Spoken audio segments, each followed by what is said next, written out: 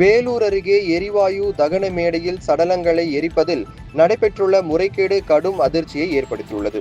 வேலூர் மாநகராட்சிக்குட்பட்ட அம்மானங்குட்டையில் உள்ள மயானத்தில் எரிவாயு மூலம் உடல்கள் தகனம் செய்யும் மேடை அமைக்கப்பட்டு அது பயன்பாட்டிற்கு கொண்டு வரப்பட்டுள்ளது. இந்த தகன மேடைக்கு அருகிலேயே இறந்தவர்களை புதைக்கும் இடுகாடும் உள்ளது. தகன மேடை பராமரிப்பாளராக ராஜேஷ் என்பவர் பணியாற்றி வருகின்றார்.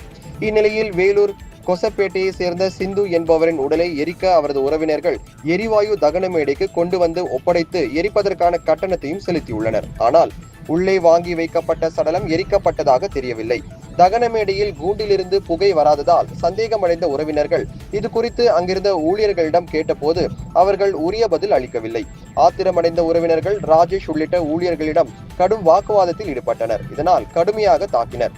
இதனால் ஊழியர்கள் தப்பி ஓடிவிட்டனர். இதனிடையே அங்கு அடக்கம் செய்ய கொண்டு வரப்பட்ட பார்வதி என்ற பெண்ணின் சடலம் ஊழியர்கள் இல்லாததால் பொதுமக்களே பள்ளம் தோண்டி அடக்கம் செய்தனர்.